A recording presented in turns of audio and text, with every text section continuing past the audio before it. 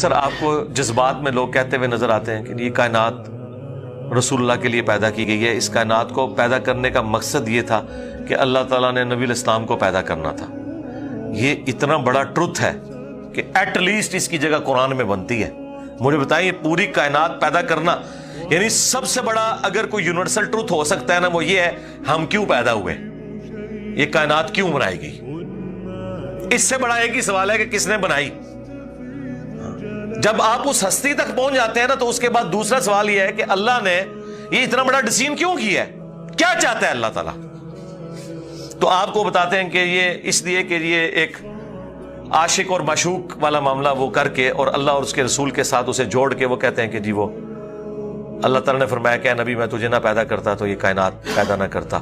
وہ روایت موجود ہے، ایک جعلی روایت گھڑی ہوئی المستدرک للحاکم کے اندر ہے، لیکن میں اکثر کہتا ہوں یہ اتنی بڑی بات ہے کہ اس سے بڑا کوئی یونیورسل ٹروتھ نہیں ہو سکتا، تو قرآن تو اس سے خالی ہے۔ اور وہ اس کو اس کے ساتھ جوڑتے ہیں کہ سورۃ الاعراف میں جو آیا ہے، دعا باقاعدہ اللہ نے بتا دی لیکن ان کی تسلی نہیں ہوئی ہے، ربنا ظلمنا انفسنا وان لم تغفر لنا وترحمنا لنکونن من الخاسرین۔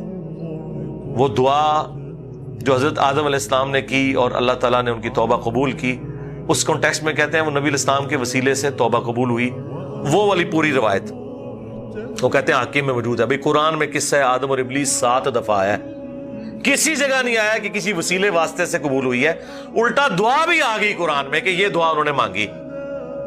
لیکن یہ اس طرح کی روایتوں کے ساتھ جوڑ کے اور پھر اس کو آگے، اور اس میں لکھا ہے کہ آدم علیہ السلام کو اللہ تعالیٰ نے پوچھا کہ بھئی تجھے کیسے پتا چلا؟ انہوں نے کہا جی میں نے جب تو نے مجھے پیدا کیا تو میں نے عرش پہ اللہ کے نام کے ساتھ محمد کا نام لکھا ہوا دیکھا صلی اللہ علیہ وآلہ وسلم، تو مجھے پتا چل گیا یہ کوئی محبوب تیری ہستی ہیں، تو میں نے ان کا وسیلہ ڈالا۔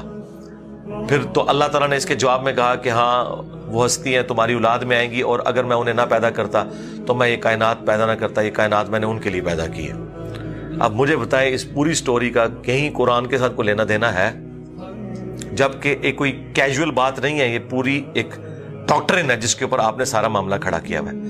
تو یہ سورہ ہود اگر کوئی پڑھے اور اس کی آیت نمبر 7 پڑھے کہ یہ اللہ تعالیٰ نے کیوں پیدا کیا ہے زمین و آسمان کو، وَهُوَ الَّذِي خَلَقَ السَّمَاوَاتِ وَالْأَرْضَ فِي 6 أَيَّامٍ وَكَانَ عَرْشُهُ عَلَى الْمَاءِ لِيَبْلُوَكُمْ أَيُّكُمْ أَحْسَنُ عَمَلًا۔